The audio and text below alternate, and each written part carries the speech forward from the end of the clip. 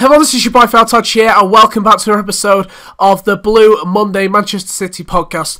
Hopefully you guys have been enjoying the previous weeks, and today we've got lots and lots of things to talk about, especially the game yesterday against Arsenal, and also previewing the upcoming fixtures in the next week against also Chelsea and Hull City. So first of all, let's get into the Arsenal game. So last week I talked about it being a pretty difficult fixture, perhaps just based on the fact that Arsenal haven't been playing well recently, and they're definitely looking for a bit of revenge. But I would say it was an opportunity which we missed and failed to capitalise on once again against a team in the top 6 in the Premier League. I don't really know what's happened, but we haven't lost a game in 11 games or something like that in the Premier League since the Everton fixture. And I don't know how we lost to Everton, looking back at things. When you watch them play against Liverpool at the weekend, they were just awful defensively. Yeah, we managed to concede 4 against them. At times I do wonder, like watching them play, just looking at them. They conceded 3, I should say. Joel Robles in goal, his positioning was all over the place, and yet we weren't able to score against him. Some of the defending was absolutely atrocious. Some teams, I don't know what it is, they just seem to turn out into absolute machines when they come and play against City, and Everton are just one of those sides. I don't really know how it works. But nonetheless, the game against Arsenal was a chance missed, which we failed to capitalise on, and once again failed to get points against teams in the top 6. So we started off the game really well. Great ball over the top. Sané's just absolutely lightning quick. Hector Bellerin is one of those players who's allegedly meant to be one of the fastest players in the league, but he's got that big problem with a lot of modern defenders seem to have in the fact that they're unable to be able to defend. He might be quick, but he certainly wasn't quick in this circumstance, and his strength wasn't great either. Sané managed to hold him off, goes round Ospina and just puts it into an empty net. We go up 1-0 after 4 minutes, and you're thinking, yes, this is quality. Manchester City, this is what I want to see. I want to see plenty more of this. Let's go out and dominate the game. We've controlled the first half, and then we went and built it up again. Hit the post not too long after with De Bruyne, and then David Silva fired a shot, a very decent shot as well, into Ospina's hands. And then it seemed to just unravel. We couldn't keep the ball. I think it was perhaps a tactic of Guardiola, because at the start of the season, in the previous fixture, we caught them over the top, or just over the ball over the top quite a few times. I think Arsenal are perhaps a little bit susceptible to the ball over the top somehow, and I think Pep was trying to encourage it, but the problem was, again, similar to the Monaco fixture, and Raheem Sterling said this in a recent interview at the weekend in the Telegraph, and he said, well, we just stopped playing football, and the exact same thing happened, I think, the other day. I don't know why, I don't know if it was a tactic perhaps, but we stopped going out wide. We just kept booting the ball, trying to look for the quick, easy option instead of just playing the nice, easy ball inside, keeping the ball, maintaining possession, putting the pressure on Arsenal, and unfortunately we weren't able to do that. And then eventually it told when we conceded a goal from Theo Walcott, a really, really sloppy goal to concede. Gaël Clichy again, the man at fault. Now, Arsenal have been having loads and loads of banners around their ground. Thank you for the memories, Arsenal, but it's time to go. And Gaël Clichy, it's the same thing with you, fella. Don't know what it is, but you just have sort of lost the ability to defend. I think he's a bit more interested in his DJing these days than his positioning at times. It was a very, very poor defensive clearance in the first circumstance from Otamendi. Now, if you look it back at the clip of the goal, there's about 4 or 5 players lined up to get the header, and when you watch it, you think, why is Otamendi gone for that ball? He's actually overstretched over a couple of other players in order to win the header. And then once he's knocked it on, he heads it straight out to the Arsenal player. It's a ball back in the box, and all the rest of the players have all pushed out, except for Gaël Clichy. It's ultimate schoolboy defending. I don't really know how he's not managed to pick him up, and it's a simple ball over the top, and then Theo Walcott has just scrambled it home. And then as soon as Walcott scored, we managed to pull one back straight away. It's like almost instantly, like a switch has just changed. Like a bit of mentality changed. I don't know what it was, but suddenly we just felt, okay, right, we're back in this now. We're suddenly going to turn it on, and eventually it was a lovely, lovely finish by Sergio Aguero, and that's one of the reasons why he's one of the top strikers in world football. And for me, he's irreplaceable. I don't care about these useless Twitter accounts which are always complaining about Aguero not being able to score against the top 6. He scored against the top 6 yesterday. This guy, I mean, I hate football Twitter. I absolutely despise some of these accounts. If you've got a name like Iwobi-esque and all those other absolute nonsense accounts, they're people who don't watch football. They're kids who are just sat at home, and especially Manchester City, these Twitter accounts, so many of the fans, they've only seen the good times. Like, one of these accounts, they just genuinely frustrates me. They don't remember the days of seeing Stuart Pearce's side. And I saw one yesterday, and he was ranting and raving with 2-1 up against Arsenal at half-time. I remember us years and years ago getting absolutely plastered every single time we went to Highbury or the Emirates. So being able to be in a winning position at half-time against Arsenal, you got to think, well, let's just have a bit of perspective here. As Manchester City fans, we need to be a little bit more humble and remember whereabouts we were a couple of years ago. So be able to be winning 2-1 at half-time, this guy's ranting saying it was the worst performance he's seen all season. I don't think this guy goes to a lot of games. I'm not going to say this guy's name, but I'm going to make a video on him eventually, but he does my absolute head in. And I do highly rate Aguero, and yesterday I think he had a fairly decent performance. He probably should have scored a second one in the second half from a headed opportunity. There's also another header he got, which Ospina saved. But in the second half again, we just didn't really seem to finish them off. It's a very, very big problem. Defensively, I can't ever see us holding on to a lead for very long. It seems to happen so many times this season. It happened in the Monaco game, happened in the Spurs game, and once again, we let Arsenal back into the game with a fairly simple header from Mustafi in the second half. He just simply nodded it on, fairly unmarked. Otamendi it wasn't his man to mark. I'm not really sure who was meant to be marking him. It's sort of a combination of zonal marking and also man marking which we were employing, and it didn't seem to work all too well, as Mustafi was just able to get a simple flick down into the far post. Again, my biggest problem, especially with modern football these days, why don't you have a person on the far post? It makes absolutely no sense to me. I mean, if you have a guy on the far post, just a little simple header out, and that's it, job done. But of course, we like to try and make things complicated and also like to slip a lead. And towards the end of the fixture, we really were let down at times by some of the refereeing decisions in the game. Now, and lots of times in the past on this podcast, I said I don't want to blame referees. But, again, things going against us. Theo Walcott could have been sent off in the first half with a very, very poor challenge. He wasn't actually given a yellow card for that, so that could be done retrospectively. Secondly, Coquelin probably should have been sent off for another second yellow challenge on De Bruyne. He was asking for a second yellow. Lots of the players on the pitch were very, very frustrated and were just sort of looking around at Andre Mariner thinking, how is that not a red card? And thirdly, the handball at the end of the game, where if you see a clip after, Nacho Monreal pretty much admits to the fact that it hit him on the hand. And earlier in the game, what frustrates me was, there was a decision which was given where Leroy Sané was actually pushed in the back and it hit him on the hand and the referee gave a free kick. If that was inside the box, would he give it?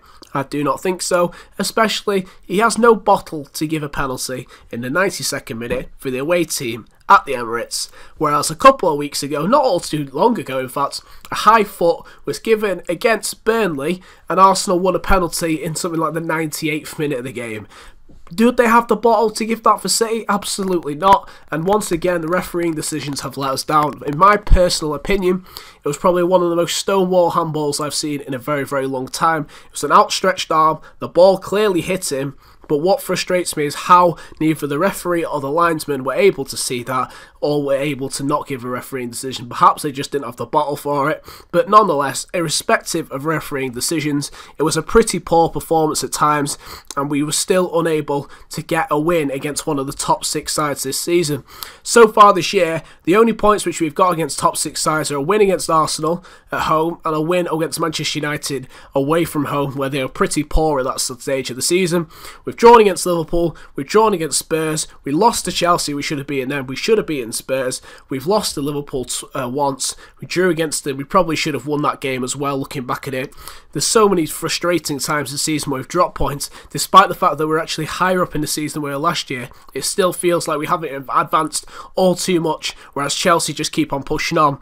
Every single time they drop points, I still thought we were well out of the title race, even before yesterday's game, but we're just losing ground constantly, and now we've actually got the pretty much level stages with them. We've still got the same amount of games played now as Chelsea, so it's a bit frustrating and we're constantly losing ground. Although we have got a 5-point lead currently over Manchester United, a win yesterday would have helped that increase to 7 and they do have a game in hand.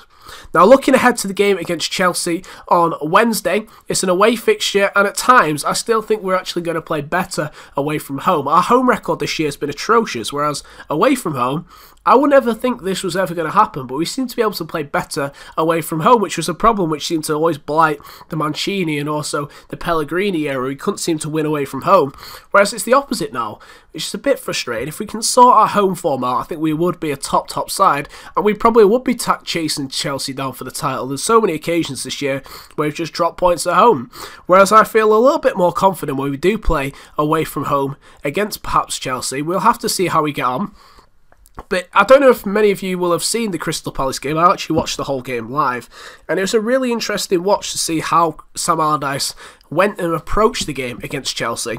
Now, Chelsea scored in the first 4 or 5 minutes of the game with Fabregas, and they pretty much hammered Palace the rest of the fixture. But what they did really well, Palace, is they caught them on the counter-attack on 2 separate occasions. Wilfried Zaha was absolutely electric pace. He created 2 great opportunities, set up Benteke's second, and also scored the first goal himself with a lovely piece of individual brilliance. And I do think City would be able to get at Chelsea. If we do keep the wide players wide, if we do get the ball, keep the possession, there is a potential that we could actually nick an early goal, catch them on the counter-attack and hold back for the rest of the game, similar to what Crystal Palace did. Now, what Palace did really well in the game is they put every man behind the ball, made it really difficult for Chelsea to break them down, and also had a good goalkeeping performance as well from Hennessy. I thought Saka had a brilliant game in that fixture. But what will frustrate me about City is we'll probably try and take them on man for man. We'll probably try and match their system like we did earlier on in the season. Last time we played them, we tried to play Sane at left wing back. It didn't seem to work out too well, but we were absolutely robbed in that fixture by some refereeing decisions from Anthony Taylor. But hopefully, when we go to Chelsea this time, Pep will be a little bit more screwed on. The players are looking a little bit fatigued, which is slightly worrying after having long international breaks last week. So hopefully the players can rest up before this game again at Stamford Bridge. Now, what I imagine that City will do is they'll probably try and match down the right-hand side, especially Hazard. He's a very tricky player. He had an absolutely exceptional game against Palace at the weekend, but was unable to turn their fortunes around. And if we can try and keep Hazard in check, what I would look to do is have a very solid midfield. There's no need to go there and take risks. I don't think it would be necessary to play both Silva and De Bruyne, but we all know he's just going to play a very attacking lineup and try and match Chelsea and beat them on the counter-attack sort of system, because that's all he's done the entire season. Whenever you think he's going to put out a simple team which makes sense, he always goes and just does something completely different. It genuinely wouldn't surprise me if we saw Navas playing. It genuinely wouldn't surprise me if we play a 5 at the back as well. I really am not too sure about what he's going to do in this fixture, but it'll be a very tough game. I do think that Chelsea will probably win because they've been in very good form throughout the entirety of the season. The Palace game was just a bit of a blip, and unfortunately for them, they just weren't able to find the goal, which perhaps they probably would have done on other days of the week. They just weren't able to score some simple chances in the game. But unfortunately for us, we just don't seem to have the bottle to be able to hold a lead, and I think Chelsea have got the resolve and also the strength. They are a very big side. We're not going to win a header for the majority of the game. I think we're at a massive disadvantage from things like set pieces. I can see them, because they are a big team, perhaps scoring from them. You look at Cahill coming forward, Hugo Costa as well, Matic, they've got a big side, for Luiz as well. So that is a big worry, and considering we conceded a goal at the weekend from a corner to Mustafi, I think we'll have to be perhaps a lot more alert. I'd perhaps like to see Vincent Kompany play. Whether he's fit or not, I don't know, but he was back on the bench on Sunday, and I think we do need a leader on the pitch if we are to win in these big fixtures. Whether there's a leader at the moment, there's a big personality on the pitch, I don't know, and at the moment, I don't know, there's something which just isn't clicking in the side. I think Guardiola's trying to get there. There's going to be a huge clear out in the summer. I think everybody knows that. I can see the whole back line, to be honest, being sold, with the exceptions of perhaps Stones and Otamendi. As much as I wish Otamendi would leave, but nonetheless, it still would be interesting to see how we perform next year, whether Chelsea will be able to keep this high level of performance up. But it'll still be a very enticing fixture, this one against Chelsea. I think it'll be a tough game, and I don't think we'll win it. That's just me being incredibly negative, but also perhaps a realist as well. But if we could win, it really does throw some light on the title race, to be honest with you, because Spurs could be right up there, and they could be in between 3 points if we win and Spurs win on Wednesday. And it just shows to show if we'd actually been able to win some of the games where Chelsea had dropped points throughout the season, we could have probably have been up there chasing them for the title. There's still quite a few games left in the season, but I think it's fair to say we're definitely not going to win it. And the main priority for this moment in time is to make sure we finish in the top 4 and hopefully in the top 3, because it means we'll avoid having to have the Champions League playoff fixture. Now, the final game which we're going to talk about this week is the fixture this weekend against Hull City, the side which currently 18th in the table, but recently Marco Silva's team have been looking very, very decent. They're only 1 point behind Swansea, who are in 17th place, and for the couple of games ago, you would have thought that Swansea were fairly safe in the league, just because of some of the performances put in. They've beaten Liverpool, they've beaten some good teams, but Hull City recently have been grinding out results, and I don't think they're the simple team which people would perhaps think they would be. When we played against them earlier in the season, they were a fairly tough side. I know we won the game by 2-3 goals to nil in that one away from home, but it was a fairly undeserved result because Hull put in a pretty good performance throughout the entirety of the game. And the fixture at the weekend, they look pretty decent with some good goals in that game as well, and I think they genuinely could be a really tough fixture, especially because at the moment we've just been unable to score. I think Silva's team is incredibly organised. We're going to talk hopefully next week's podcast to a Hull City fan. We're going to have an opposition's view perspective, so that's going to be another guest hopefully for next week, which should for you guys be a little bit more entertaining than just having me randomly like ranting on this podcast. But I think it'll be an interesting game. I think that Marco Silva, he hasn't lost a home game in something like 3 years in his last 3 jobs, which is really interesting. Also a big testament to the things which he's done at Hull City. They are a dangerous side on the counter-attack, and Oumar Niasse, who's come through, he's come off the bench, and you know what, they could genuinely be a tough side to play against. Swansea City were a fairly similar side as well, and they nearly managed to steal a win off us. So it'll be an interesting game, that one against Hull City. I'd hopefully imagine that we would win that game, but again, it's going to be a tough fixture. I look forward to it, and hopefully I'll be joined next week by a Hull City fan on the podcast. But there you go, that's all I've got time for this week. Thank you very much for listening. Also, this podcast, as per usual, will be available on SoundCloud, so go ahead and check it out. Thank you very much for watching, thank you for listening. Arrivederci.